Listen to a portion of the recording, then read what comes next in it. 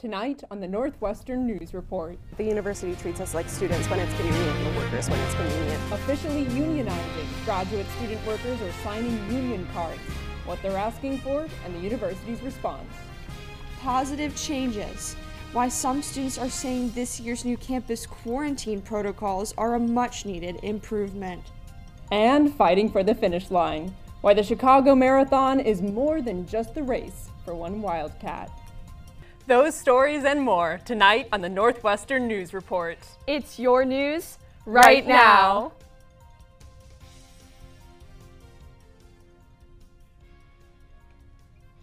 Hello and welcome to the Northwestern News Report. I'm Vanessa Kelson. And I'm Michaela Denault. We start tonight with graduate students launching official unionization efforts. Hundreds gathering on Deering Meadow for a rally on Thursday.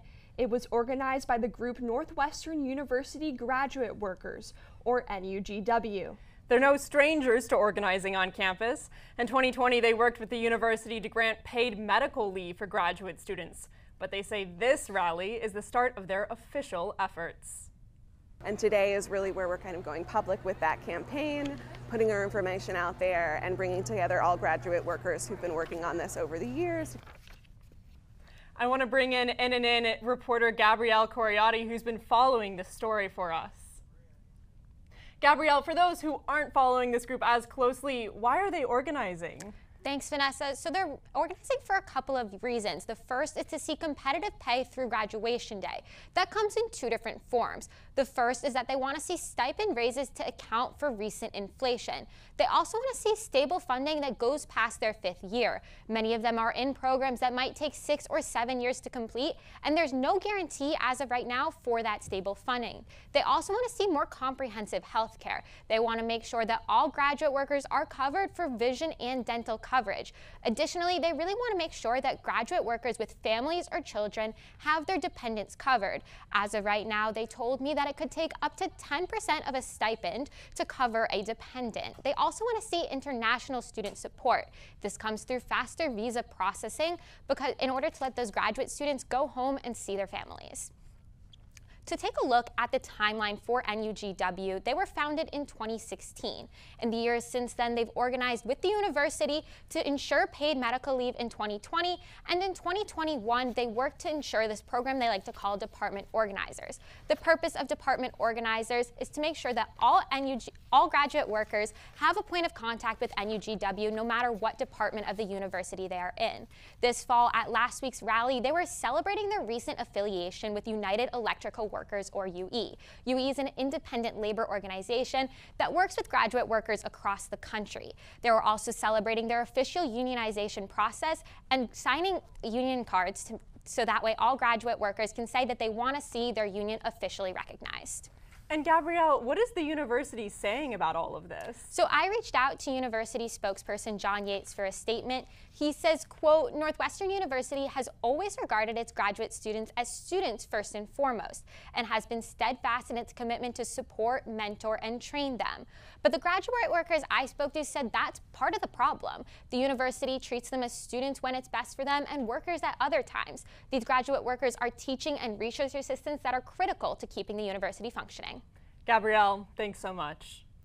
The results of the Associated Student Government election are in.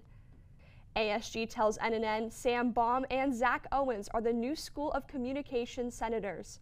While ASG briefly opened a runoff election to break a tie between these two write-in candidates, it was called off when the senator-elect who earned the most votes in the original election gave up her seat.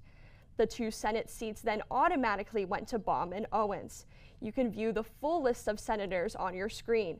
ASG will release the list of these newest senators on their website tonight and later on their social media accounts. The first Senate session of the year is tomorrow night. We spoke with Speaker Dylan Jose ahead of the election about how he defines success. So the main goals of the year really are to increase participation, build up camaraderie, and get lots of legislation written and get some good things done for the student body. And I think that is success in my book. Senate meetings are open to the public every Wednesday night at 7 p.m. in Swift Hall, room 107.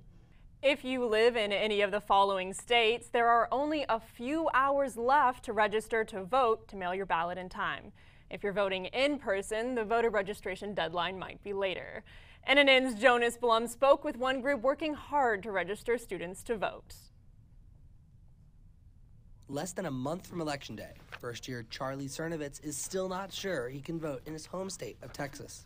I applied online to get an application, and that application was mailed to me. But that application is something I fill out and then send back to my home county clerk so they can send it to the State Board of Elections so the State Board can approve it. After all that, he'll hopefully get his absentee ballot. The voter registration process in Texas to get an absentee ballot is unbelievably convoluted. One student organization is hoping to help Wildcats like Charlie better understand the process. We are your one-stop shop for all voter services on campus. Maddie Brown is a student working with NU Votes. She said this election is incredibly important, and in many states... This is actually the first election after redistricting. There was redistricting in 2020, as there is every 10 years. Which means... your district or your polling place might have changed. NU Votes even has special forms to make registering easier in all 50 states. It's where you can just use the last 4 digits of your social security number to become registered to vote, and you don't have to worry about any of those tricky state laws or regulations with those social security numbers. College students actually have a choice about where they register. All Northwestern students are eligible to vote at either their Northwestern address, their local Evanston address, or at their home address in their home state. For many, it's as easy as taking their ballot and putting it in the mailbox. It's all free. We are very accessible. You can find us at CCE here or online at nuvotes.org. Whether donkey or elephant, NU Votes is supporting Wildcats with their civic duty. Jonas Blum, Northwestern News Network. Thanks, Jonas. For in-person assistance from NU Votes, visit 1813 Henman Avenue from 12 p.m. to 4 p.m. Evanston swore in its new police chief last night. Congratulations, Chief. Shanita Stewart is the city's first permanent woman police chief. An Evanston native and Township High School grad, Stewart received a standing ovation after being sworn in by Mayor Daniel Biss. Stewart most recently served as Deputy Chief of Police for East Dundee's Police Department. And our own Julia Richardson will have a one-on-one with the new police chief. That's October 25th right here on NNN. In COVID-19 news, the city of Evanston is averaging just under 17 cases per day. On campus, there were 63 new positives last week. There are some new policies in place this school year for those who test positive. NNN's Paris Franzway talks about students about their experience. Students in quarantine housing now receive a daily $40 DoorDash credit and have access to a pantry stocked with grab-and-go items. The pantry had like a ton of snacks. There's like a huge variety. Some students say this was a necessity. Delivery fees and the taxes and the tip is kind of hard for $40 to cover 3 meals. But that's what the pantry is for. Last academic year, students in quarantine couldn't receive any outside food. I would have loved that so much. Bringing food up to the windows in Hinman was a concern for some NU first years. I kept telling people like, oh, I was in Hinman, and they were like, oh, did you have to like pull Chipotle up from your window? And I was like, no, I was fine. It's not just the dining that's changed. Students in quarantine don't have to test negative to leave. There was like a protocol that you had to stay there for 5 days no matter what. And then you took a short 2-question, like, sort of, I guess, quiz. And masked residents can now leave Hinman between 7 a.m. and 10 p.m. I felt like having that fresh air was really beneficial for keeping my mental health up.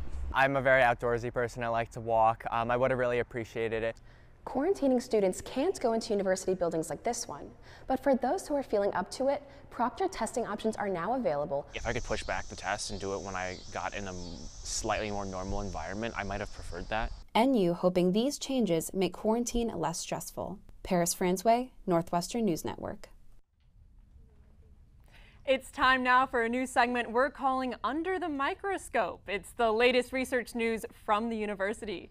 Northwestern is establishing a center for multi-scale synthetic biology. It will be used to develop methods of biomanufacturing that don't release carbon into the atmosphere. NU is partnering with Yale University, Skokie-based Lanzatech, and the National Renewable Energy Laboratory. The group received an $18.5 million grant from the U.S. Department of Energy. DNA sequence editing technology CRISPR is overcoming a critical limitation.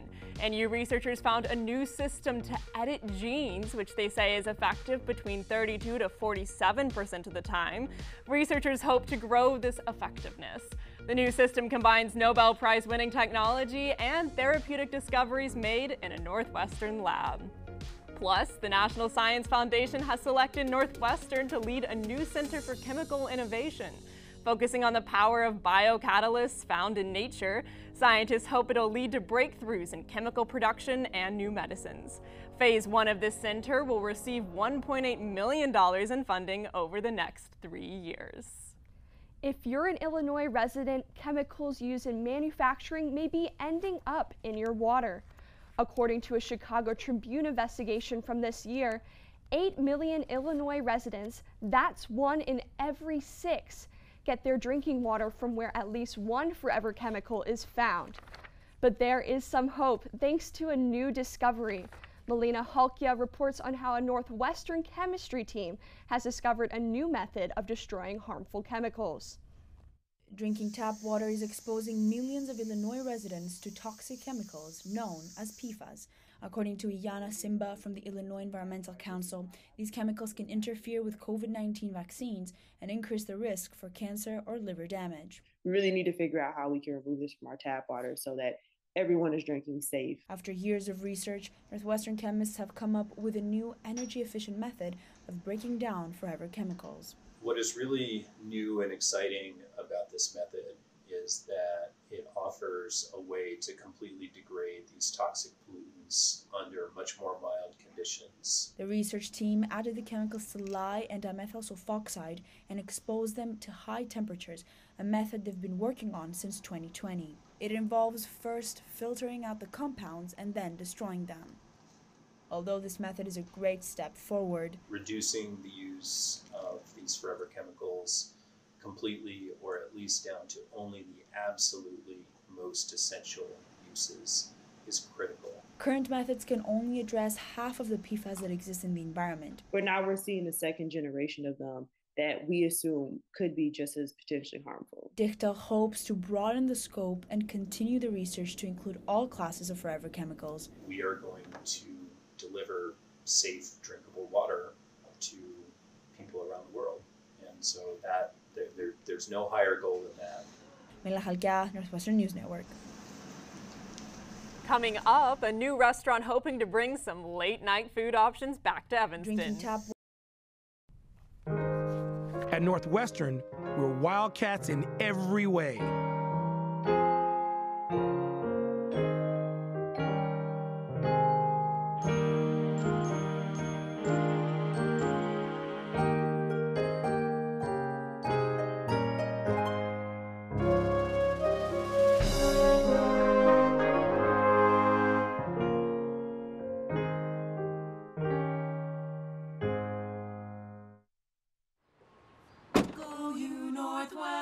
Northwestern break right through that.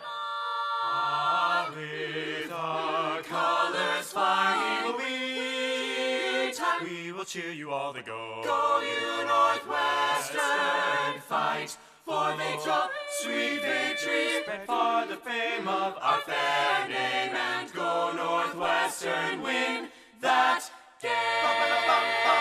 Go Cats! At Northwestern University, we are pioneering innovation and achieving excellence across every imaginable discipline.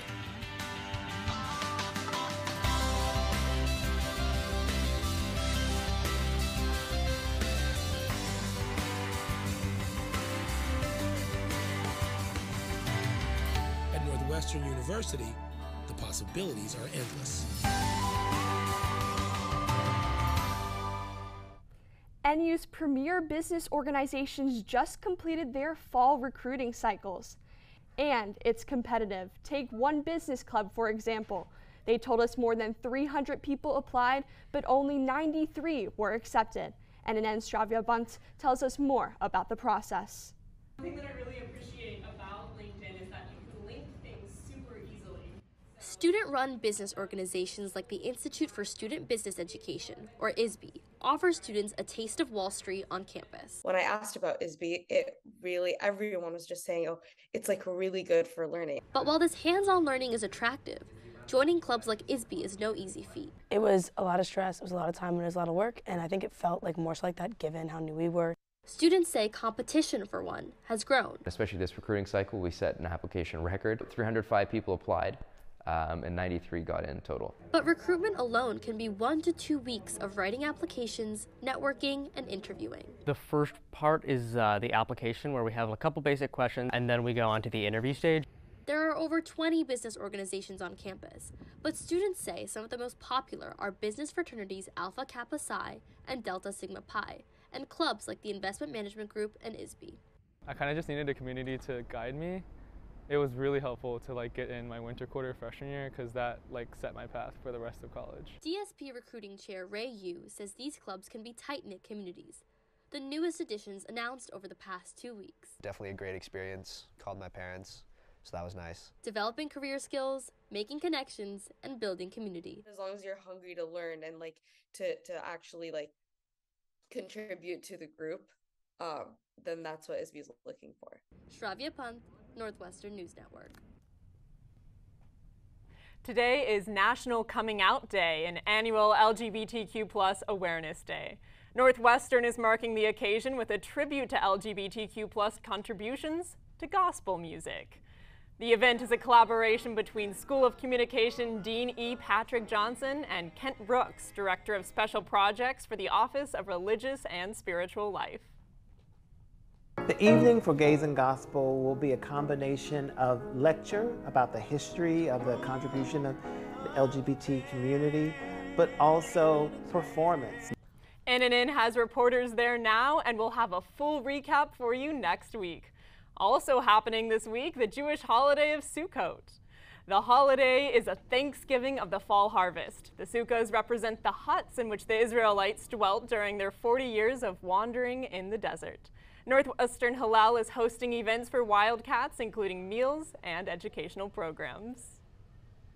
The sukkah, in the very structure that it provides of this temporary shelter that also has open walls and some openings to the sky, is a great symbol of what Hillel tries to be throughout the year, in a way that opens its doors to anyone who wants to come and connect to their Jewish identity, to the Jewish community, in a way that's meaningful for them.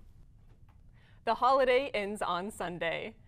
From one fall festival to the next, Evanstonians and Northwestern students were out enjoying the season in downtown Evanston last Sunday. The celebration took place at Fountain Square. Attendees celebrated fall with music, food, and other various activities. The city will host a Halloween pop-up shop this Sunday at the Fleetwood Jordan Community Center. Staying downtown, you have seen this restaurant boarded up on Clark Street. NNN's Andrew Rowan got an exclusive look inside.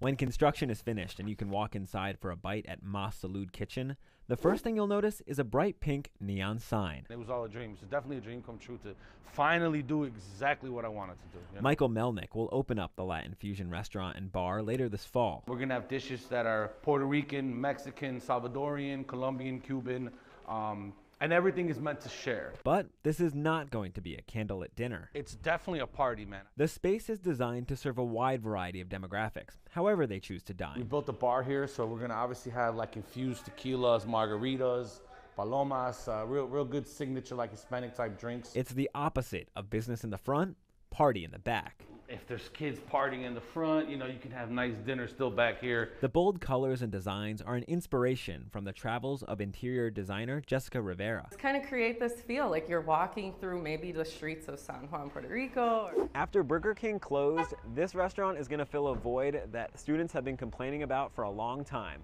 A place to get an Evanston late night bite.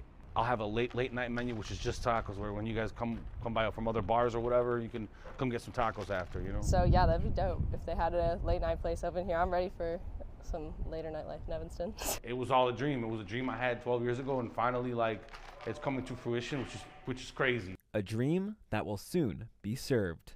Andrew Rowan, Northwestern News Network. Coming up, Northwestern band alumni get uptown funky on Ryan Field. We'll show you why current and past marching band cats are a treasure. At Northwestern, we're Wildcats in every way.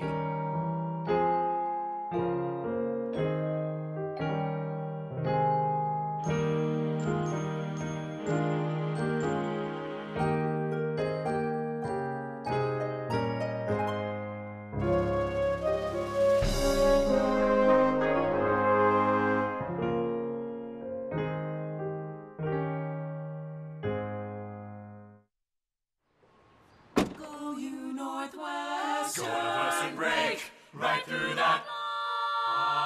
With our colors flying, we will cheer you all the go. Go you Northwestern, fight for victory, sweet victory, spread for the fame of our fair name, and go Northwestern, win that game.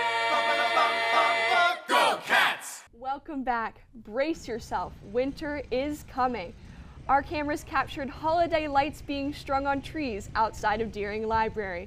We're going to need them. Sunset will be at 4:33 p.m. in 1 month. I'm in a bit of a winter denial, Logan. Maybe you can keep us grounded in fall with some sports updates? Absolutely, Michaela. Well, if you've been to Ryan Field recently and walked out feeling disappointed, you might try catching the Cats at Martin Stadium or Lakeside Field. Northwestern field hockey and women's soccer currently rank in the NCAA top 10, actually top 5 now, of their respective sports, and both were in action this past weekend. Let's take a look at women's soccer. They took the pitch under the lights against Wisconsin on Friday in a battle between two of the Big Ten's top teams. The Wildcats came out firing. You see that goal from Meg Bodie right here. She's going to get the rebound, fire, and a beautiful shot into the back of the net. Northwestern up 1-0.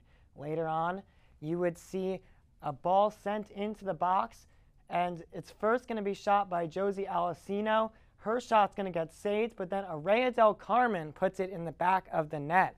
The Badgers did get on the board later, but Northwestern would hold on and take this one 2-1. They are now top in the Big Ten. Moving on to field hockey.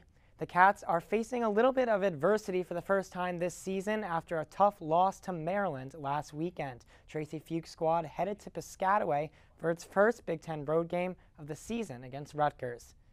Seeking their biggest win of the year, the 23rd ranked Scarlet Knights came into this game with a lot to prove. Already up 1-0 in the first period, Rutgers' Iris Longuillons converts this penalty stroke to make it 2-0. Down but not out, the Wildcats senior Peyton Halsey battled back. She gets a penalty stroke of her own to go right here to make it 2-1. However, Northwestern could not get anything more to go against goalie Sophia Howard, and the Scarlet Knights held on to take this one 2-1. It's the first time the Cats have lost back-to-back games all season. In other news, men's soccer earns a point for the second straight game, drawing with number 8 Maryland on Sunday. Volleyball also continued Big Ten play, going 1-1 over the weekend. Guys? Thanks, Logan. One thing you didn't mention, the football game. The Cats seemed to be locked out of heaven when they were crushed by Wisconsin. But the game gave the Northwestern Marching Band a chance to celebrate the return of some of their alumni. NNN's Lucy Jaffe marches us into the story. Performing songs like Runaway Baby and 24 Karat Magic. Really want to put on a good show for all the fans and make sure that the alumni who are coming to see the game are like proud of what the band's been able to accomplish. Alumni remembering when this was their band as they joined the musicians for their Bruno Mars themed halftime performance. Gives a whole spirit of this is a bigger thing. This has been a thing that's been going on for dozens of years now, and it gets really connected. Alumni ranging from the class of 1978 to just last year. And it's just a really cool experience to have all of them back together, and it's just amazing. And for NUMB first years, the return of alumni shows the bonds in the community. So it's going to be really nice to hear their stories and hear all the reasons that they joined band, hear all the reasons that they stayed in band. And Thomas already sees the reasons to stay go beyond the music. The band is just, it's such a fun group. Like, everyone has so much spirit, everyone's so into the games, and everyone's so excited and happy all the time. An energetic halftime show to get fans and alumni spirited. In the words of Bruno Mars, that's what I like to hear. Lucy Jaffe, Northwestern News Network. Right back. At Northwestern, we're Wildcats in every way.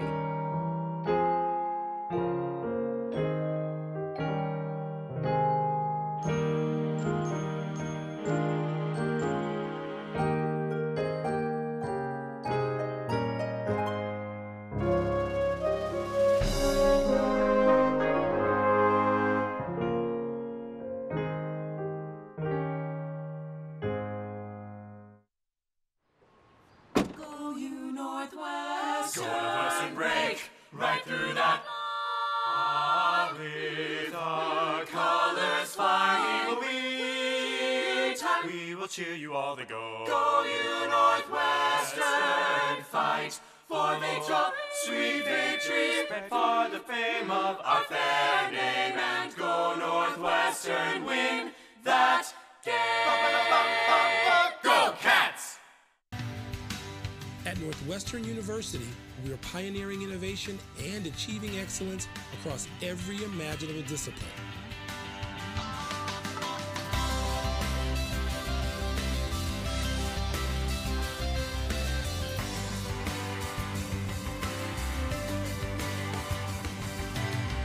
At Northwestern University, the possibilities are endless.